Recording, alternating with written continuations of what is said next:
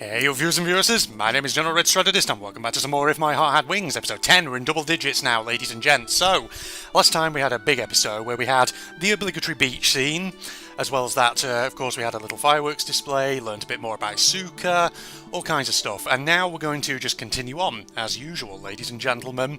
It looks like we're having a bit of a flashback here, as the old garage built in a hidden part of the school grounds. It seems like no one is using it, and is seen by almost nobody. I don't think this is actually Aoi speaking, because there's like a girl's voice in the background. That's probably a Mane, isn't it? I thought there might be something interesting in there, so I sneaked inside. The first time I saw it, I just thought, there's some weird object in here, and wasn't particularly interested in it. The thing that changed everything was finding that photo. Hidden carefully inside that notebook was that incredibly beautiful photograph of the clouds. Could such a beautiful sky really exist? It was so amazing, I felt myself asking this. But it's strange. What is it about this photo? Ah, I know. Yes, this photograph was taken from above the clouds. That is what was written on the pages between which it was placed. We are so lucky. We purely by chance were able to fly through the morning glory that suddenly appeared above Kazagora. This could be considered a miracle, and was an unbelievable experience. Morning glory? They flew? As I continued to read the notebook, or rather flight log, I became more and more engrossed. This photograph of the clouds was taken by the people who used this garage and flew above the clouds in an aircraft called a glider. This glider has no engine and flies by riding the wind. How must that feel, to ride on the wind and fly? To pass through that beautiful passage of clouds? When I pondered on that thought, my mind had already been made up. To repair the abandoned glider and aim for the distant clouds. The next day I immediately revealed my great plan to my best friend. Or is this Isuka who we're hearing? It might be her. Possibly, I don't know. G'day mates, the sun's starting to go down, shall we call it a day? I'm thinking I might change some of the voices that I've been doing. I know this might be heresy for me to suggest this at this stage, but last few episodes you've probably noticed how sometimes I keep mixing the voices up, or I keep stumbling over the lines with certain voices. The Australian one, and possibly the, I don't know, yeah, I might change Agaya's voice from Australian just to maybe generic Northern English, just to make it a bit easier. Because I find that it's actually quite tricky sometimes to get the Australian, especially when I'm doing Irish as well. The sun's starting to go down. Shall we call it a day? Like that. I could go Liverpudlian as well, actually, if I wanted. Then again, you know, we still haven't really met the two twins. At least not been formally introduced to them. You know, the ones with the twin tails?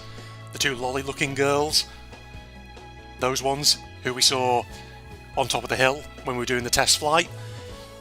Like we've encountered them once or twice, but we've not actually probably been introduced. So I'm sort of wondering when they're actually going to even come into this story. Agaya said as I was taking a breather after returning from a flight. We can go one more time, can't we? We still have a little time before the sun goes down completely. There are no streetlights around here, so it'll be pretty dark before the sun goes down. That'll make landing dangerous, lad. She's right. When we came back just now, it was hard to see the runway, and my depth perception was messed up. So that's why we're all finished for today. Kotori, let's get going. Agaya calls Kotori on her cell phone. Right now, Kotori's by the Vinch. Are we done for today? Yeah, perfect wind for training has just started blowing, though. Nothing we can do about that. We don't want to have any accidents. As she speaks, Amane looks towards the eastern sky. As there is the orange glow of sunset, the same as always. Looks like this sign has appeared again. The sky indicated that nothing would happen the following morning. I watched her from the side while she looked at the sky, and her face seemed filled with impatience. Yeah, I think it's going to be easier to do Agaya if I change her voice. Sorry if you're disappointed about the sudden lack of an Australian accent. We could always bring that back for another character, one who doesn't appear as frequently, maybe, I don't know. Since the Vinch came back, we've been doing as many test flights as possible every day. There are adjustments to be made to the glider, but the main objective is for Amane and I to do flight training. You're able to fly quite high today. How high was it, roughly? Around 600 metres. Oh, that's highest so far. You're really getting the hang of this, aren't you? Yeah, but it's still hard to ride the thermals. Thermals are the vertical drafts formed by air heated by the Earth's surface. They occur more easily in areas where the temperature above the ground rises easily, like soil or asphalt. By catching these thermals, we can fly to higher altitudes. However, as the thing they're chasing is the wind, which is invisible, it's not easy to catch. Even after riding it well, the wind is fickle, the flow and strength are not stable and may suddenly disappear. But if we don't get good at riding it, we won't be able to fly high enough to reach the passage of clouds. Amane looks down with a blank expression and, without even attempting to eat it, plays with her pasta with a fork. You didn't like it? No, it's not that. I've been doing some thinking. She gave a faint smile and prodded at her pasta. I looked towards Ageo and shrugged. Kotori was next to Amane, absorbed in reading the book that she had borrowed from the library. Why don't you do that after you've finished eating? Sure. It's no good. She's not listening. Kotori for a long time has been finding out about Morning Glory. Since we started the test flights, Kotori, being disabled, has had nothing to do except operate the winch. That's why she seems to be thinking, I'm useless. She was really involved in the construction of the main wings too, so that's not true at all. But because of this, we found out about something important. A few days ago, after the farewell party... Flashback time? This is about the natural phenomenon that occurs in Burketown in Australia. Hibari translated from the book written in English after being pestered by Kotori. It's a book about Morning Glory. According to this, the clouds that appear above Australia can have a total length of approximately 1,000 kilometres. It's not just one cloud that appears, it can be many at the same time. When the sun comes up, the temperature increases and the clouds disappear, so it's only about 2 hours before that happens. For the local people, this is a sign of rain, and raging winds below beneath the clouds. The altitude of the clouds is about 1 or 2 kilometres. If you can ride the vertical drafts well, it is possible to reach those altitudes.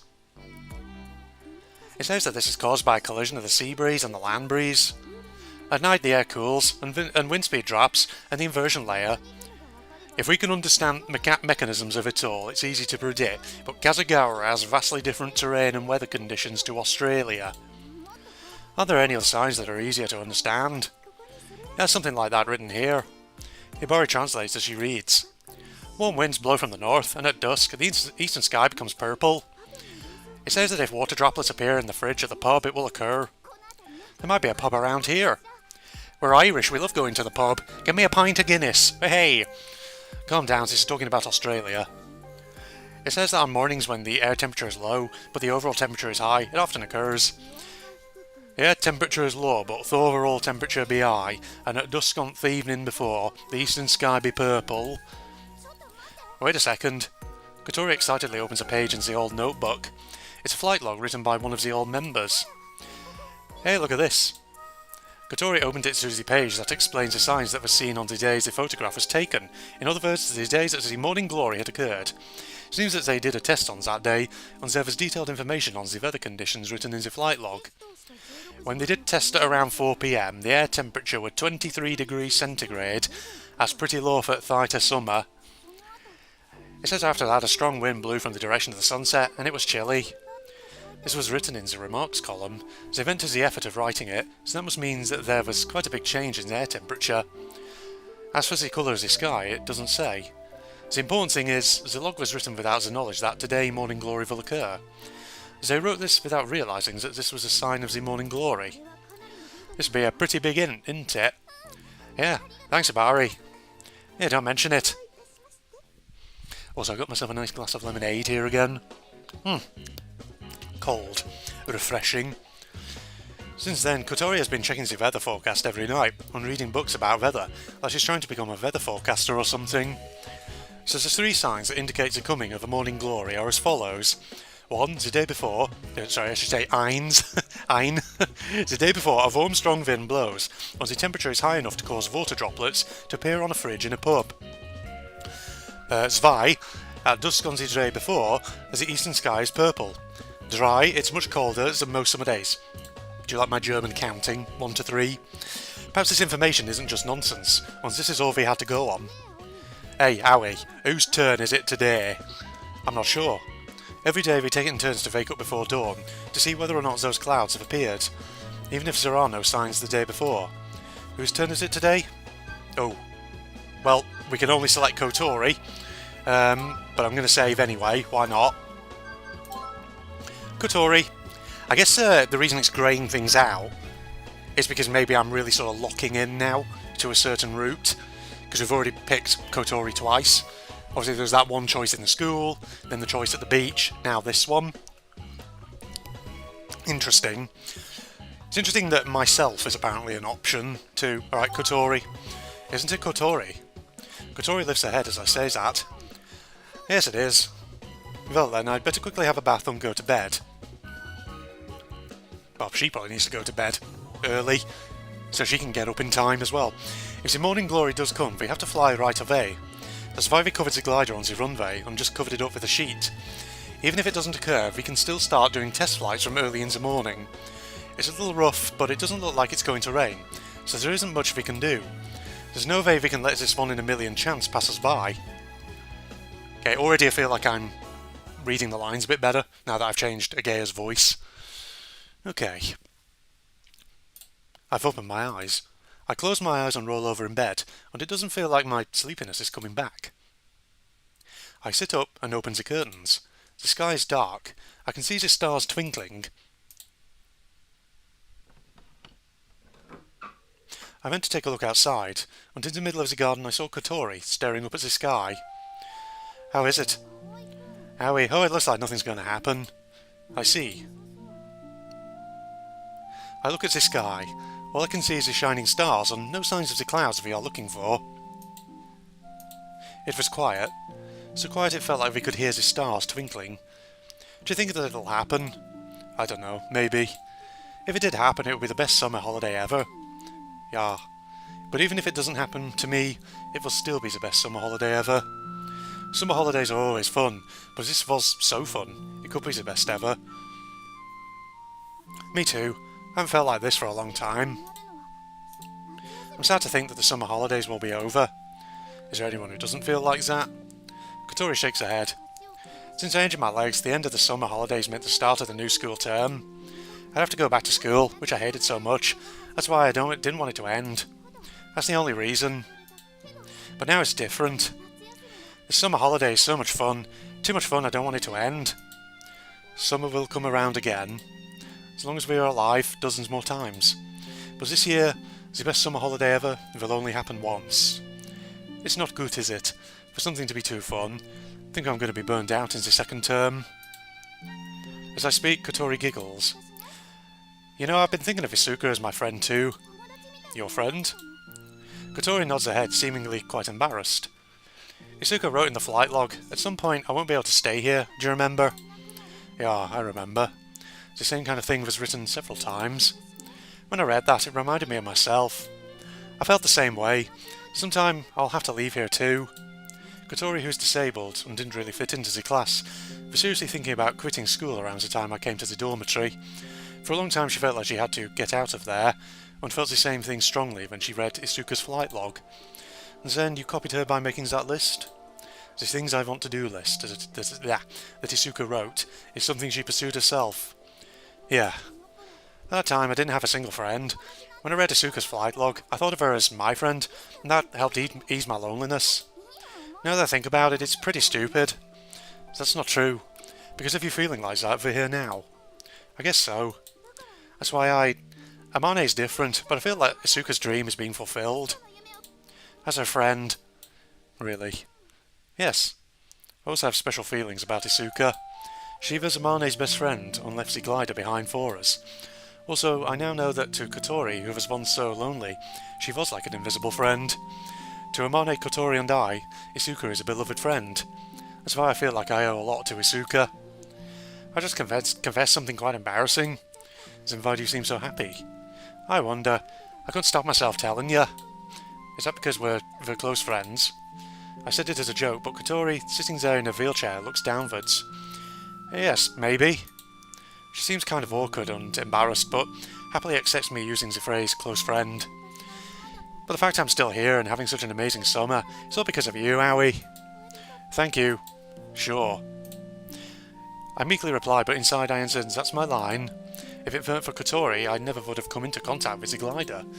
Even if I had come across it, it definitely wouldn't have been as much fun. It's dawn. The eastern sky had a kind of hazy brightness. Shall we get breakfast ready? Okay. Everyone will be getting up soon. Then another busy day will begin. I think we are possibly around about the halfway mark in this VN. Possibly by now, I think. Because a lot of people say if you're just concentrating on the main story in this game, you're looking at somewhere in the region of 20 to 22 hours-ish. And I'm pretty sure must have done at least 10 hours or so in this by now.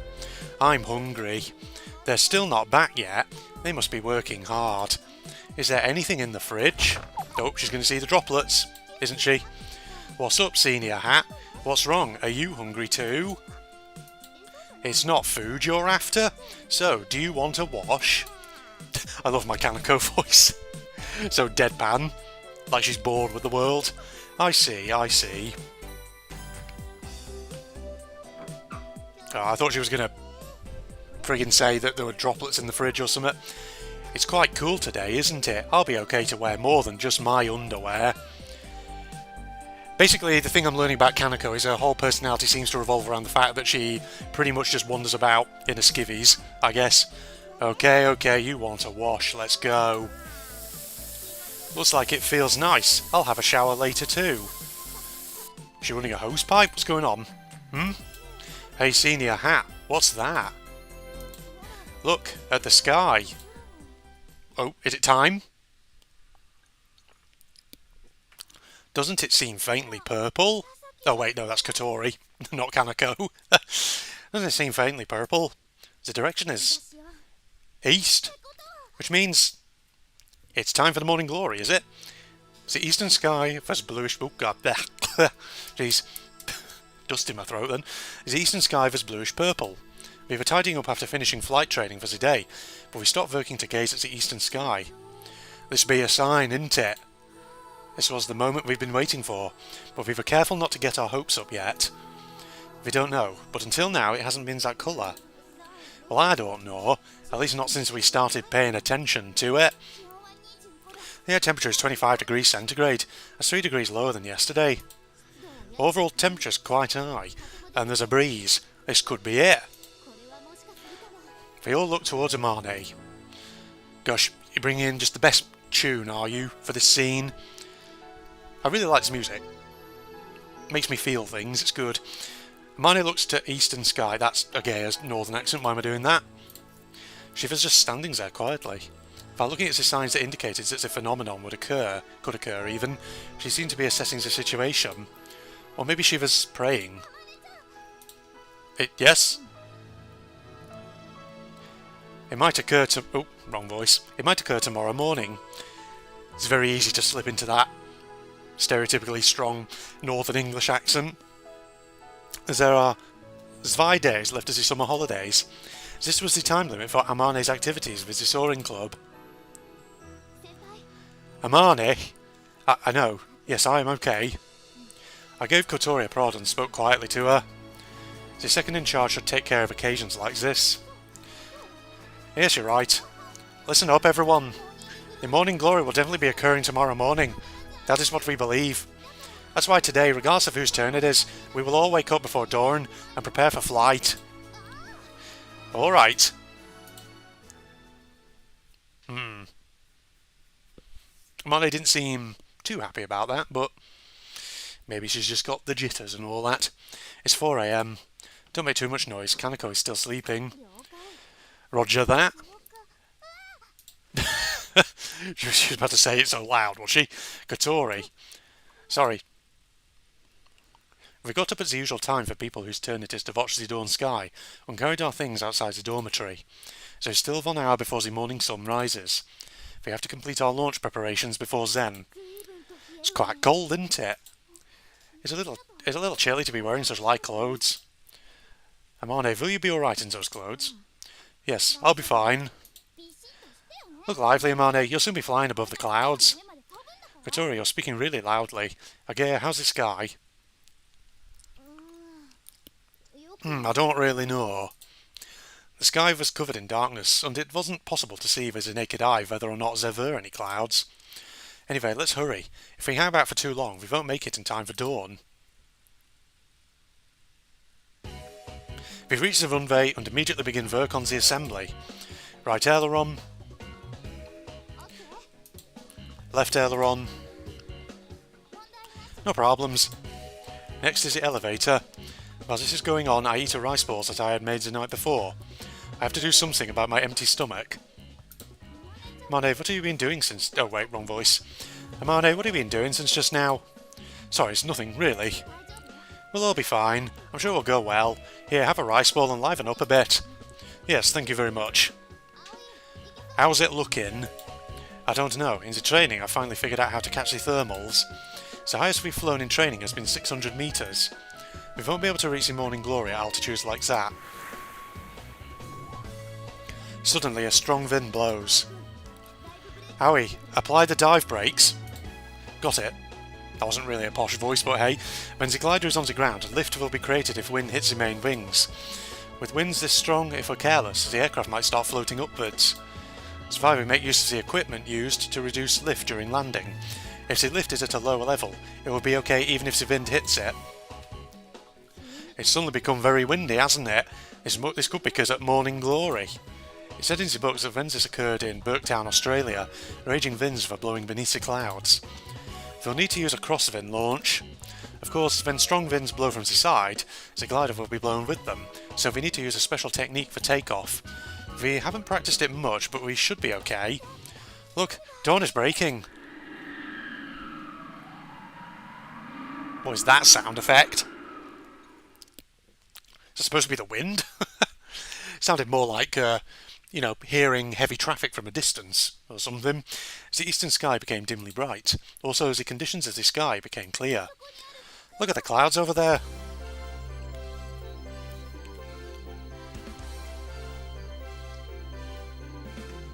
Dawn hadn't broken yet, and the sky was still gloomy, but we could see the outline of the clouds. These clouds could be called morning glory, and were fine and delicate and looked like they could disappear any minute. Kotori, prepare for launch. Roger. Everyone quickly got into position. Amane and I got into our seats in the cockpit. Nope.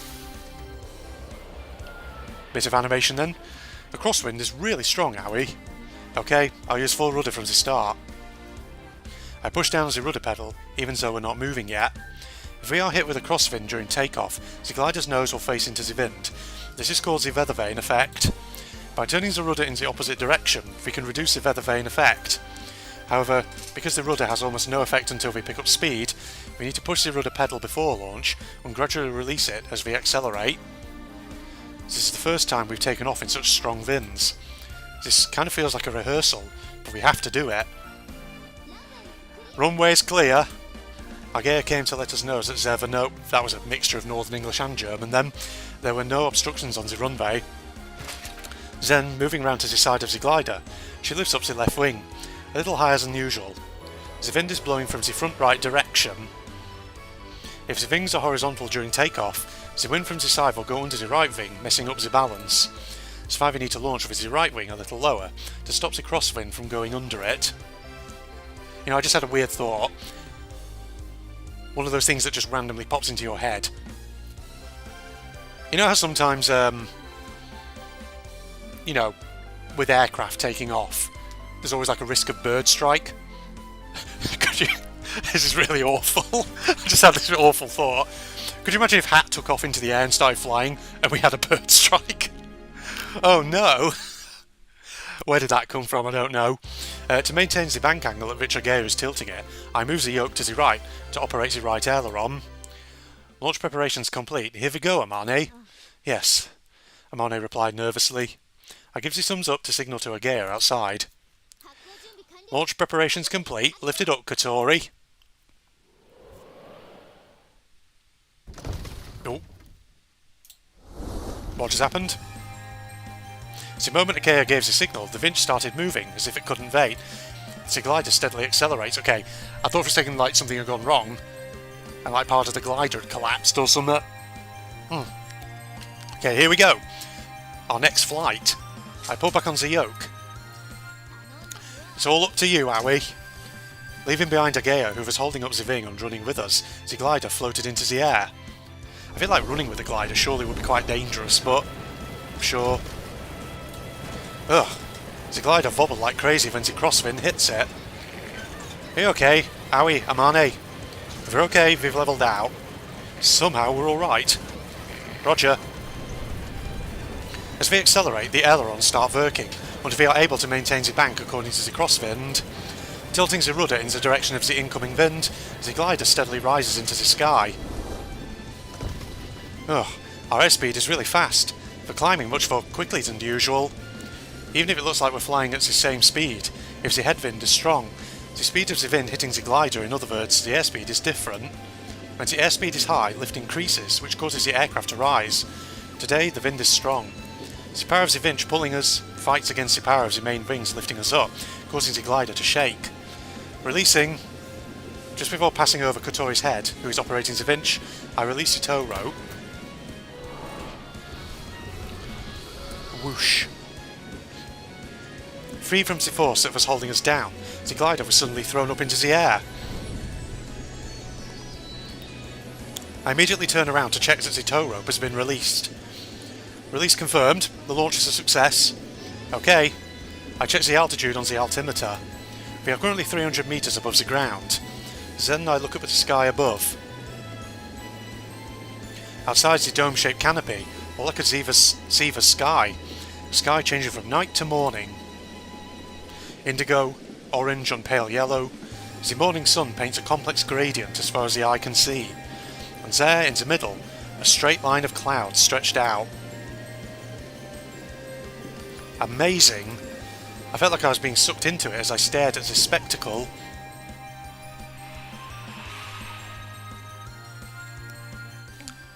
Oh, here they are again, these two. What are those clouds? Ah, you're right, what are they? They're very unusual clouds, aren't they? They look just like someone has painted them. Alright. You know what, Girl B? I'm going to give you a Scouse accent, because why the hell not? Just to differentiate you from Girl A. If that were the case, they're not painted very well. Should I also give you Scouse since technically your sisters? Sure. Whatever. I'm unimaginative. That's not true. I think they're really pretty. It's a good painting. As always, you'll praise anything, won't you? Hey sis, what's that?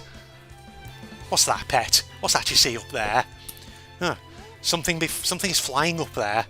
Could it be the glider that we saw before? What are they doing so early in the morning, I wonder? They're flying, aren't they? I can see that, you stupid bitch. That's not what I mean. Well, they're trying to go over there, aren't they, you mouthy prick? Okay, that's the type of characterisation we're going for with these voices. They just insult each other. Over there. See, to those clouds.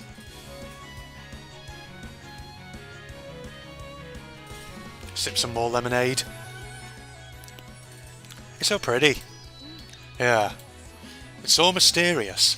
How could something like that occur? It really is like a miracle. But isn't it a bit different at Fortor? Yeah. Isn't it going to get even bigger? I don't know. Where are we in Amane? Wait a sec, I'll look through binoculars.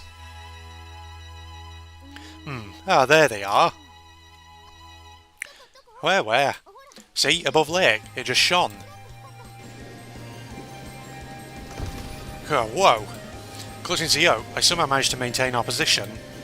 The airflow is getting really rough. It's taking everything I've got just to keep our position. On days where the airflow is stable, I only need to hold onto the yoke lightly. However, in these rough skies, the glider is shaking all the time, and we don't know when it will be hit with sudden winds. I need all my concentration as the glider takes the wind. Are you okay, are we? I'm fine. More importantly, can you search for some thermals, Amane? Understood.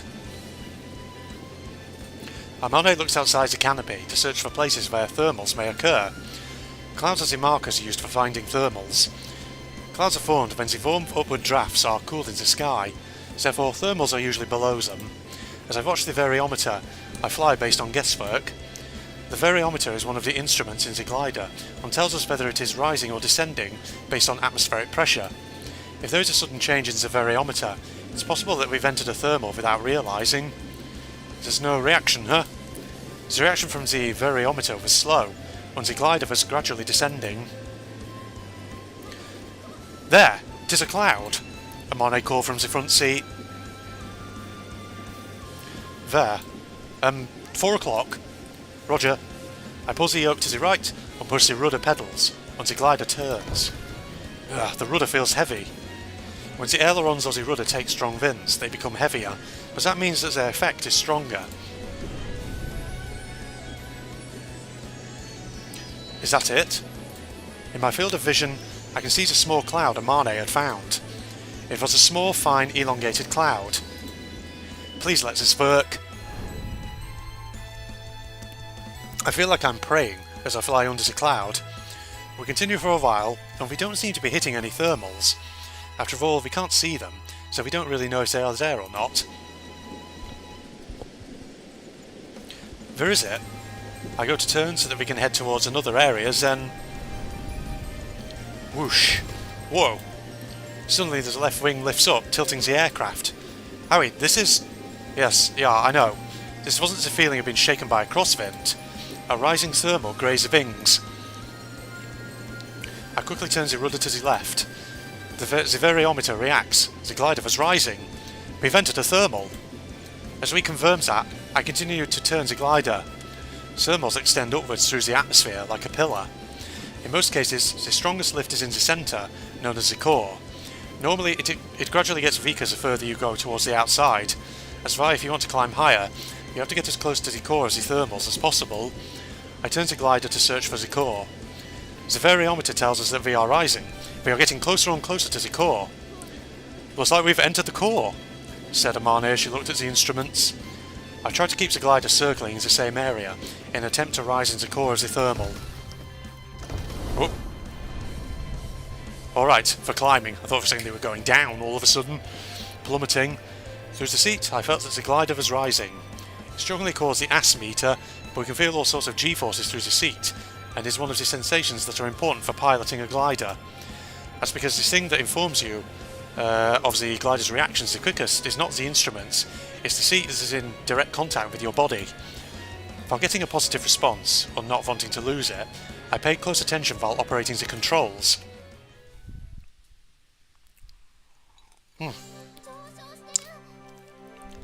They're rising. Looks like they were able to ride a thermal. Howie's busy right now. Amane, it looks like it's going well. Yes, right now we are rising on a thermal. Our altitude has reached 500 metres. Yes, come on. Seems like their floor is getting rough. How about sky above you? It is pretty rough, but we'll be alright. Howie's doing his best. Seems like it's all going according to plan. Keep going, go above the clouds. We really want to do that, but... what's wrong? If we rise a little higher, we'll leave this thermal. Why?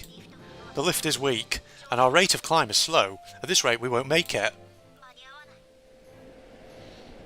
We won't be able to rise any higher here. The G-forces that felt so strong at first were now getting weaker. We'd risen to a certain extent, but we were just now maintaining the current altitude. If we stay here like this, the thermal might grow, and we might be able to gain stronger lift. Well, if we think about the time, it's quite likely that will happen. This is because thermals get bigger as the sunlight hits the earth, which heats quicker than the air. And with this level of heat, the air close to the ground warms up, causing thermals to occur. Since last night was so cool, when the morning sun hits the earth, more and more strong thermals will start rising. But if we don't have time for that, if we wait a little longer for the sun to come up completely, the morning glory will disappear. If we're getting out of this thermal, understood. As we look up to the morning glory in the distance, if we flew out of the thermal. We've travelled pretty far, haven't we? Thermals are often thought to extend straight up like a pillar through the air, but actually they don't go straight up. In the same way that smoke is blown by the wind, thermals twist when hit by wind from the side. While we were climbing into thermals that was leaning to one side because of the wind, we've moved further away from the morning glory. The morning glory doesn't just stay in one place. It is rotating as it rolls, moving across the lake. If it gets too far away, then we'll have no means of catching up with it other than falling to increase our propulsion, which makes things difficult. Increasing speed. I push the yoke forward, pointing the nose downwards. While sliding down the air as the glider accelerates. Whenever the nose is pointed downwards, the ground always comes into view. Amane, who's scared of heights, stifles her screams. Amane will be okay. This glider will not fall, I'll make sure of that. Yes. Oh, here they are, the Scouse twins. It's falling. Hey, no way, I can't be, see he's flying. But the altitude is decreasing again, so they left the thermal. In this situation, that might have been a wise decision. Thermal? Hey, what's a thermal? It's nothing. But they're still descending. They have to find the next thermal quickly. Are they just going to be always there, providing commentary? The twins. We've caught up with it. But we've lost a lot of altitude, dear fellow. To get back to the altitude that we lost, we search for the next thermal. In theory, they occur more easily above grounds that looks like soil, or wide areas of asphalt like parking lots. How about over there? Amane pointed towards the runway from which we had taken off.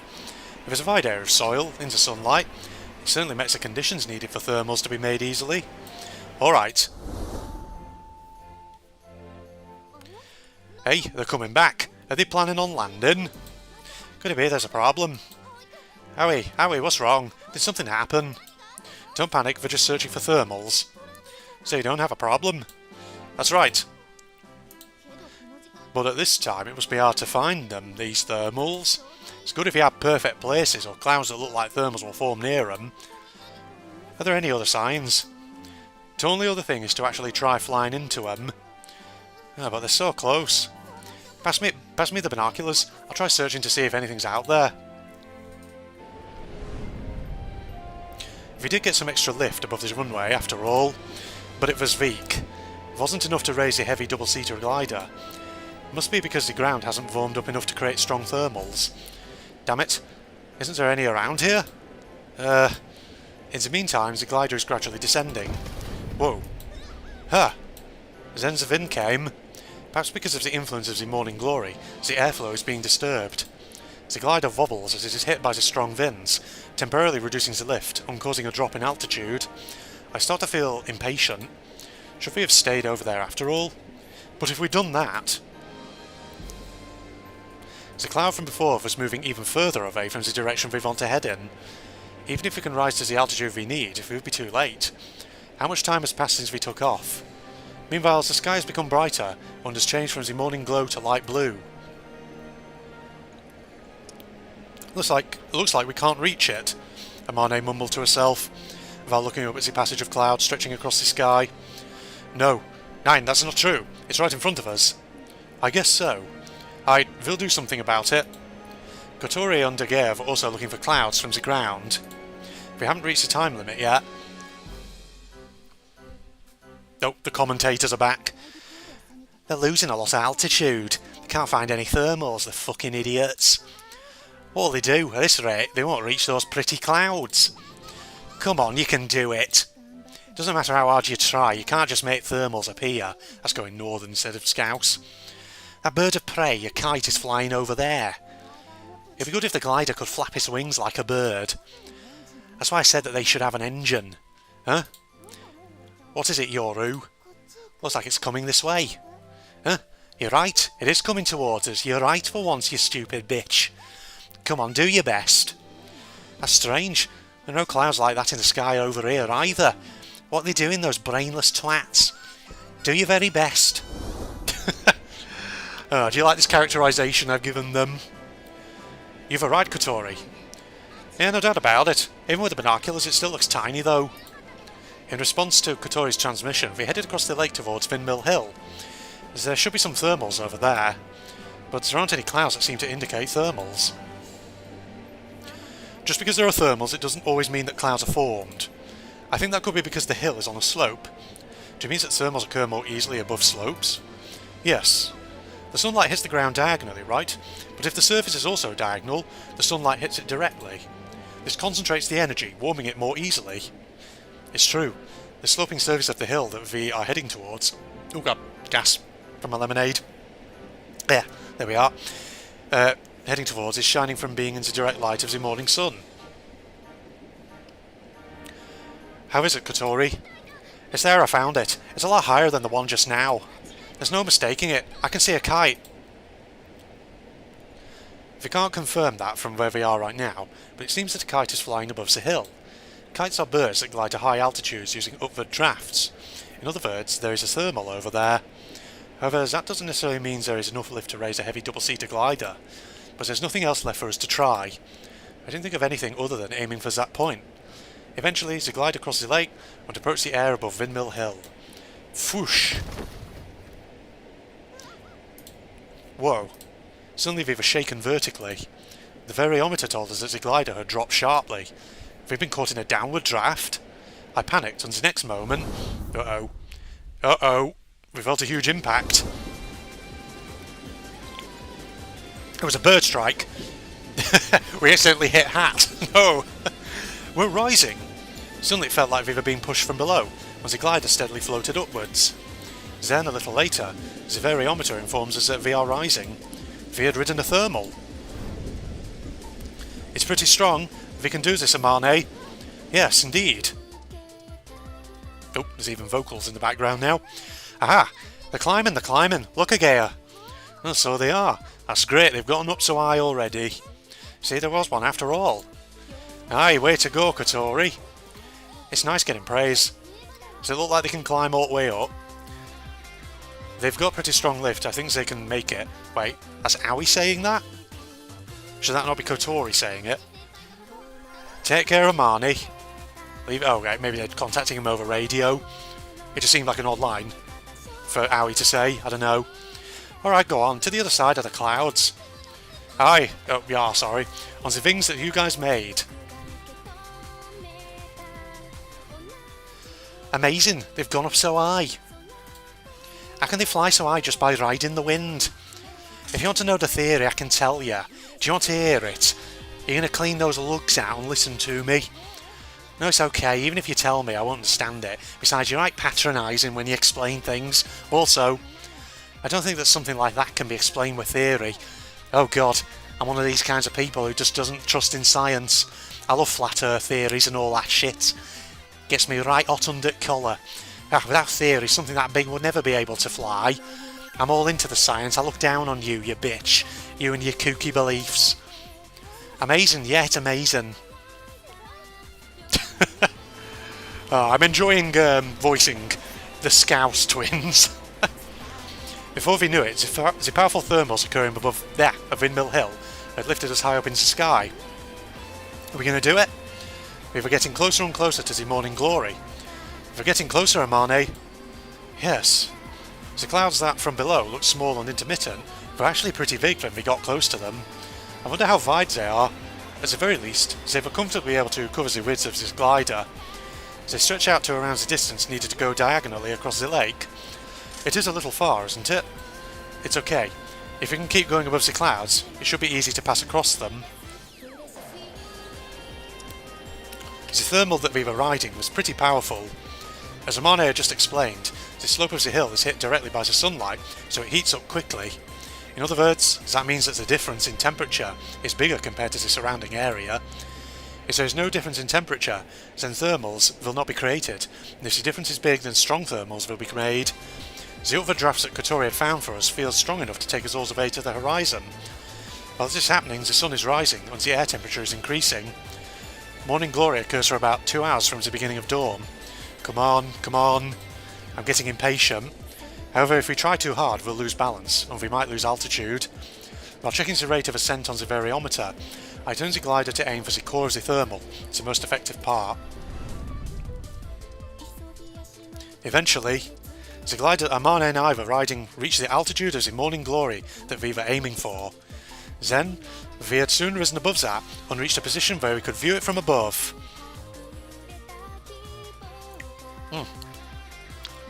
Oh, is it movie time? Or is this just another random animation?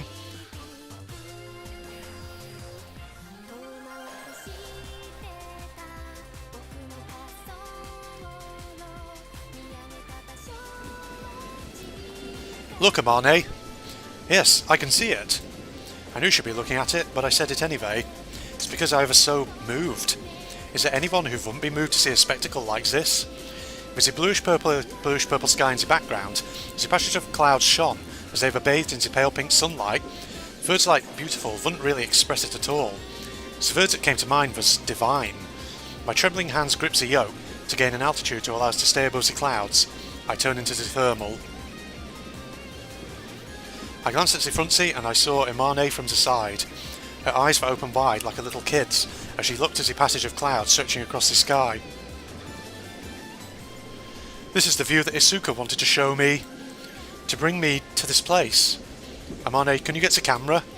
Yes, that's right. Before we took off, Agea had given her a digital camera. She asked us to take a picture if we were able to fly above the morning glory. This was the perfect viewpoint looking across the clouds. I've taken it. Alright, let's go. To that place. Yes.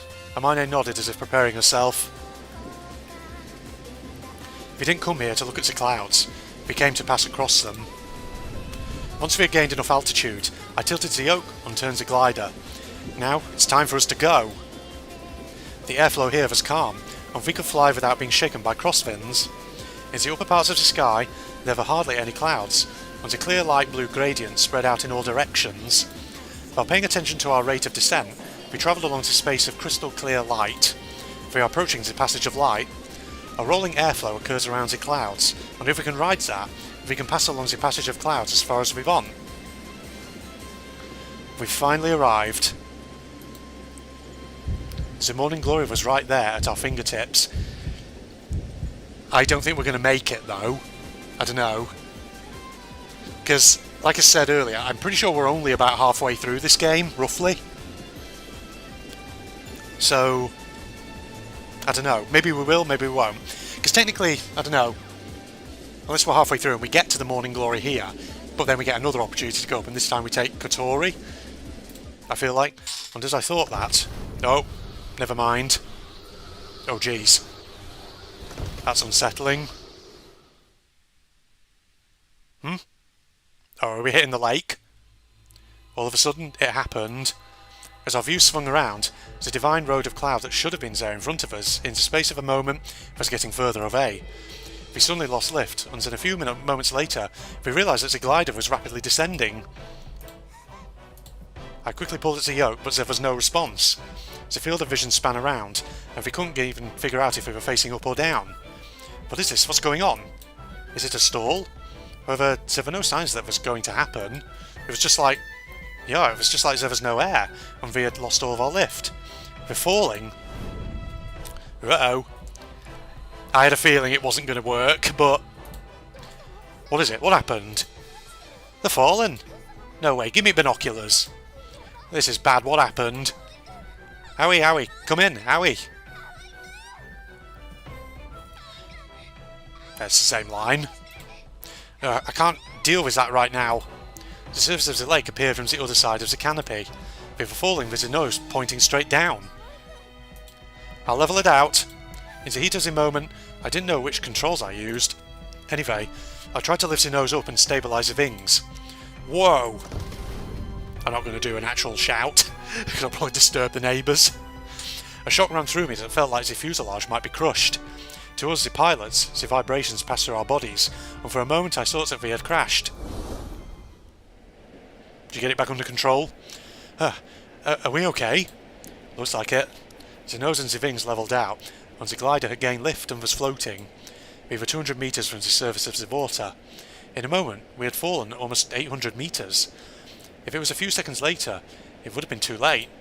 My whole body trembled with fear and relief. Are you alright, Imane? Yes, somehow. Her shoulders were shaking, but her reply was okay. What the hell just happened now? There were no signs that the airflow had become separated from the main wings, in other words, a stall. It's often said that it can occur without warning, but for it to occur somewhere that had such stable airflow... We might have been caught in a strong downward draft. You mean just now? Is that for true? It was pretty strong. Do things like this really happen? In the summer, in the vicinity of the centre of lakes or big rivers, it seems that sometimes downbursts occur. Downbursts are powerful downward drafts. If a downburst, a giant mass of air, falls to Earth, it is powerful enough to cause severe damage. If we were swallowed by something like that, we wouldn't stand a chance. The place where we were was in the vicinity of the centre of a lake, like Imane was saying. We were so distracted by the morning glory, that we lost sight of our own position. I don't know why there's a was in there. Because of the lake, the air cools, when it's possible that a strong downward draft would be created. If the air itself falls down, a glider which floats using the power of the air would have no choice but to be taken down with it. That might be why we lost lift and fell, suddenly and without any warning signs. Howie Amane, please respond. We heard Kotori's tearful voice over the radio. Yeah, you might want to let them know you're okay. If you're okay, somehow we've managed to level it out. What a relief! What on earth happened? We don't know. Amane says that we might have been caught in a strong downward draft. A little more and we would be upside down in the lake. Hey, Kotori's heart's going to stop, you know. Sorry, but we're alright now. Whew. What was that? What happened? I don't know. Could have been a malfunction, or they caught in a strong downward draft. But, yeah, somehow they managed to level it out before they fell. That was really close. If they were any later, they would have died. I'm kind of sad. That's not been as entertaining this day as I would have thought it would be. Wow. Damn. I'm just characterising her in that way. I guess it's dangerous for people to fly through the air. Well, fucking hell, bitch. Yes, of course it is. For humans who don't have wings, to aim for the sky they need to be brave. It's dangerous too. But even so, people who can't fly... Sis?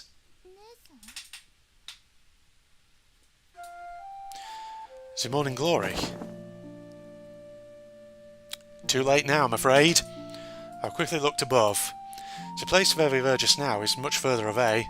It's dazzling to think that we were so high up. Let's go up one more time. It's no good, Howie. We will not make it in time. Really? We won't know unless we try. As I shouted, I looked at the sky. At some point, the dawn sky had disappeared, and the sky was now filled with a clear blue colour. Exposed to the sunlight, the patch of cloud was nothing like it was at the beginning, and was thinning out and gradually disappearing. I turned the glider towards Windmill Hill. If we have the powerful thermal from before, we might be able to make it. I will take Amane there.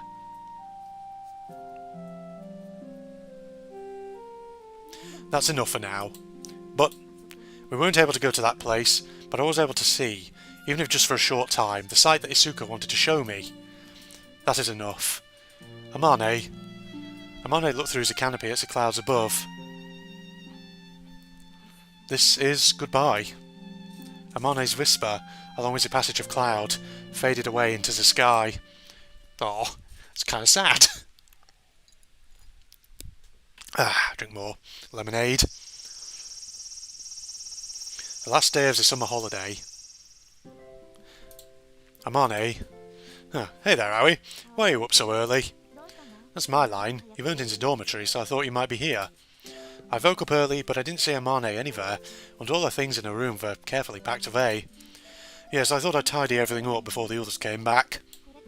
I'll soon be going to my father's lab. Today's the last day of the summer holiday. In other words, the days that Amane leaves the school. We still have one more day, though. But there's nothing left to do, is there? Everyone was planning to get up before dawn again and go to the runway. We didn't think that a miraculous phenomenon would occur 2 days in a row, but even so, we wanted to believe there was a slight chance. However, I knew that we wouldn't be able to do it again so soon. At that time, we were caught in the downdraft, then forcibly pulling up the aircraft meant it sustained huge G-forces, damaging parts of the glider. It's possible to fix it, but at the very least, there was no hope that we'd be able to fly today. Amane's objective was to fly to the morning glory. Now that goal had been achieved, there was nothing left to do.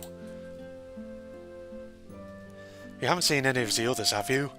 No. Why not? Because this year's summer holiday was so fun, it's hard for me to leave this place. I'm sorry, but could you say something to them for me? I'm not much of a talker. Amane speaks with a really troubled look on her face, and continued to pack all of the things she had organised into a large travel bag. She's been living here a long time, so she has a lot of personal items. I'll help you carry it. No, it is fine. It's mostly things that I don't need anyway, so I'll just leave behind anything I can't carry. Amane speaks while gazing at her desk, which is still cluttered. As she looks it over, her gaze stops at the photo frame. Are you leaving this behind too? Yes. She smiles as if to say, even if I took it with me, I wouldn't know what to do with it. Seeing a sad smile made all the feelings of regret that I bottled up come pouring out. I'm going to continue it. I'll improve, and I'll definitely fly to the Morning Glory in the gliders that you and the others have made. Sure. Amane nods, and after thinking a moment, puts down her bag and stands in front of me. She takes my hand and holds it gently. In the garage, which doesn't have air conditioning, it's as hot as a sauna. My hands are covered in sweat, but hers are as smooth and as soft as freshly washed sheets. Then Amane, with eyes like a little kid's, but a little more grown-up than yesterday, looks me in the eyes. Thank you, Aoi. Thanks to you and your dear fellows, in the end, I was able to go to that place. To the sky that until now I'd only been able to look at from below. As Amane speaks, she has a small yet fulfilled smile. How about Isuka's feelings? I've wanted to ask her if she understood the reason why Isuka had become so obsessed with gliders. To be honest, I still don't really know, but it's been decided. So, thank you. Amane shuts her eyes and hugs me gently. To tell the truth, I thought I was going to cry. I feel like I'm going to at this rate. Use the things in here however you wish. The winch at the runway is equipment that belongs to the Soaring Club. What about these designs? The designs have been left on the drawing board. I finished them last night, but I don't need them anymore. I'm sorry, but if you don't need them, just throw them away. I couldn't do that. Well then, if I don't get going, I'll miss my bus. Amane puts her bag on her shoulder. She staggers slightly under the weight. I'll walk you to the bus stop. Very well, thank you. She gives a smile as crisp and sunny as the summer sky to the garage, then leaves it behind. The garage where she spent so many years, shut away inside. It really was the most fun summer ever. The next day, the first day of the new school term. What are we going to do now that we don't have enough members? We can't ask Anchan to help every time we want to do a flight, so what should we do about transporting the glider? What should I do about getting my pilot's license? While feeling downhearted and a sense of loss now that Amane had left, we discussed our plans for club on the way to the school in the morning. When it comes to continuing the activities of the Soaring Club, Kotori, Agea and I are all of the same opinion. Next time we'll definitely fly there. 'Tis the passage of clouds. Our dream that we were so close to but had not yet achieved. However, it was right there, right at my fingertips. With that sense of reality, the dream was no longer just a dream. Now we all had a clear goal in mind. All three of us, I should probably say, had clearly envisioned this in our minds. It's why we don't have time to feel down. The thing that awaited us was... Is it a transition now? An unbelievable spectacle. Oh, what? They knocked down the garage? Oh no! Tobioka is our villain. Really taking a swing at us now. What is this? No entry was written on the signboard, and on the other side, heavy machinery had made a hole in the wall of the garage and had smashed in the roof. No way, what's going on? Kotori and Agea are lost for words before this horrific spectacle. I stood there stunned and desperately tried to think of what could have happened, but there's no way I could comprehend it. The place that until yesterday, where we would gather and spend time together every day, had suddenly been destroyed. Our garage. My knees were shaking. I felt like all the strength had left my body, and then intense rage burned inside me. What the hell is this all about? As I approach the person who seems to be the foreman, he just looks back at me with a troubled look on his face. Of course, these people have been asked to do this, they're just here to do with demolition work. But I had no other outlet for my emotions. Why are you doing this? I knew it'd be Tobioka. I had no choice. This is what was promised from the beginning. Mr. Tobioka. Mr. Tobioka just glared at me like I was being unreasonable towards the workers. Meaning, if I have any complaints, then I should talk to him about it. Oh, I'll talk to him about it, alright. What is this all about? I've told you before, after the summer holiday's over, the Soaring Club is over, this place was planned to be demolished. Even though we're still here, you don't have enough members to be recognised as a club. We have tolerated you until now, but will not allow it any longer. As a form of oppression, it was accepted that we have the freedom to carry out our club's activities. If you want to carry out your activities, feel free, but it will be as a society. Tobioka, you son of a... let Aoi call him a son of a bitch, without thinking I was about to go nuts, but Agea stopped me at the last moment. Aoi, you mustn't. She shakes her head in frustration. Don't get in the way of their work. Besides, you're already too late. With those his parting words, Herr Tobioka turns to leave. We stared dumbfounded at the demolition works. Like he said, we were already too late. I finally found something that I want to do, and now... I've never had anything like this before. So, was the glider in the garage when it got knocked down? If so, that's fucked up. Or was it still on the runway? I think it was actually in the garage, wasn't it? Because technically it needed repairs. Well, Tobioka didn't even bother to let us try and remove stuff. He just totally flattened it. He went full anime villain. Agea hardly says anything as she quietly watches the demolition. As for me... Hey, Aoi. I climbed over the no-entry fence and walked into the garage. Hey you, what are you doing? This place is dangerous. The foreman from before hurriedly rushes over. Sorry, this won't take long, I say as I push past him. Then I step inside the half-destroyed garage. Panicking, the foreman stops the machinery. The inside of the garage was also badly crushed, smashed to smithereens along with all our memories. Emotionless, I rummage through it and pick out the things I was looking for. Sorry about that, it's okay now. I lower my head in a bow of apology to the workers and step outside the no-entry boards. Let's go. Did he take the photo? Is that what he went for? Is that... Oh, the designs that she drew, okay. These are the designs that Amane drew. She said that she had completed them yesterday. Damn, he really didn't give us a chance to remove anything that might have been, you know, worth removing. He just straight up was like, nope, we're going to demolish that place. What an asshole. Amane's designs. Then there was the photo frame from Amane's desk. I thought you were going for that as well, yeah. Inside it was the photo that had stirred us all into action. It's not over yet. I smiled at them with empty bravado, with a smile as bright as the midsummer sun. I can't let it end like this. We will definitely fly, in our glider. Kotori, looking like she was going to cry, smiled at me. Man, what a roller coaster of emotions this episode has been.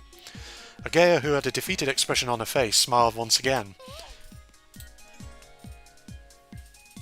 A giant thunderhead was floating into clear blue sky. It is said that such clouds often go beyond the stratosphere, which means that the upper troughs go all the way up there. Our dream isn't over yet. This is a beginning.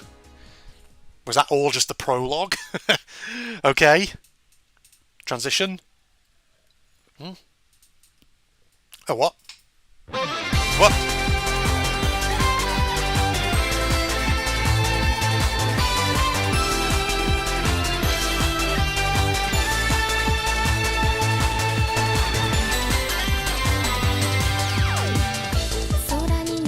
Oh my god, it's natural anime!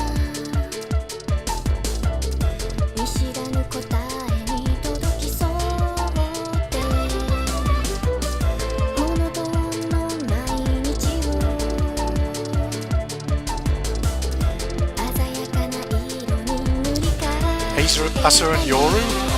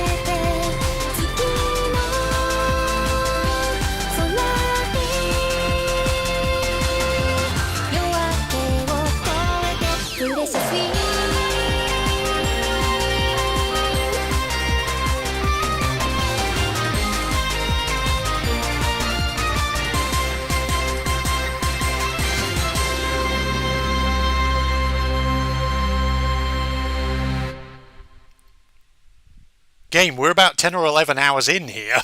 You can't just hit me with another opening credit sequence like that. I just got 2 achievements. Never give up, finish the common routes. Movie 2, watch the second opening movie. Ah. So I guess this is now the bit where maybe you can start going down certain character routes. Interesting. So maybe that just marks the fact that now we're in a distinct chapter.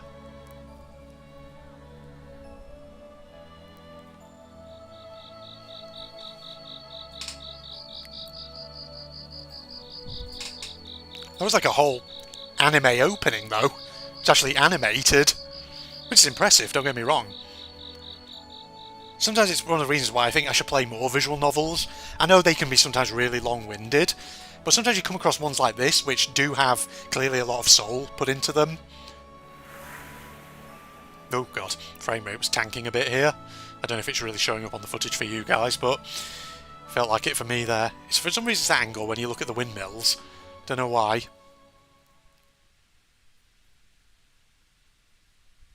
Okay. Ooh. Well, where's this? That's an... oh no. Is this the new Soaring Club place? Okay, so I guess now the twins are probably going to come finally into it. I imagine. After we've had, you know, so many little glimpses of them.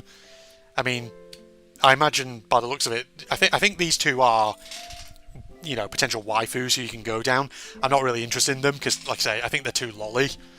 I mean, technically Kotori's a little bit lolly as well, in all honesty, but not as lolly. Yeah, I've never really been into lolly characters. They just don't do it for me, because it just feels sometimes, I don't know, a bit weird. You know, when you have this girl who looks like she's about 12, but then the game's like, oh no, she's actually 18. And it's like, is she? Is she really? No, she ain't. She's a child, get her out of here. Okay, right. Anyway, I think now would be a good time to wrap this episode up. It's been another chonker of an episode with lots of good stuff happening in it, hasn't it, ladies and gents? So, we got so much drama just unfolded. We had our attempt to get to the Morning Glory. We almost got there. Then we had a moment of fear and tension. Saved ourselves. A sad moment, of course, when Amane, you know, failed to actually cross the Morning Glory, but she saw it. Then, of course, she left. But she won't be gone from the story. She'll come back into it from time to time, I guess. Because it would be kind of odd for her to now just disappear from the story, I guess. I mean, maybe she will. Who knows? I don't know. But I doubt it. And then, of course, Tobioka basically went full anime villain and just decided, we're going to demolish the Soaring Club's garage. Okay, right, in that case, social media links, propagandist channel link, etc, as usual, are in the video description for anyone interested. If you enjoyed, a like is of course always appreciated. But other than that, I'm going to sign off now and hope you'll join me next time, where we'll continue on. Like I say, I think the aim of this playthrough is for me to complete one of the character routes. So we got an achievement that says all the common routes, which is for, you know, just the entire cast in general. But now I suppose we're getting into individual character options. This is probably the point where the storyline can branch in all kinds of directions. So like I say, I think we'll sort of stay locked in on Kotori, since that's the one that everyone in the Steam reviews says apparently is the, well, I saw a few people in Steam reviews anyway, saying apparently is the most sort of wholesome and most adorable character route. So we'll focus on that, and that'll be the objective of the remainder of this playthrough, I think. Okay, right, other than that, yeah, thanks again, and join me next time. Goodbye, everybody. It is beautiful music, though. There's violins. Oh, killer whales. Hello.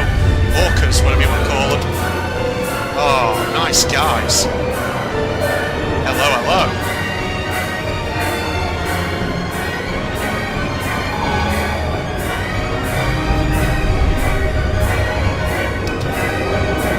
Whoa. Marlinfish? Or sailfish, are they? More sharks. There's a hammerhead. There's a couple of hammerheads, actually. Wow. Going over here, it seems. Up and up and up again. Whoa. Okay.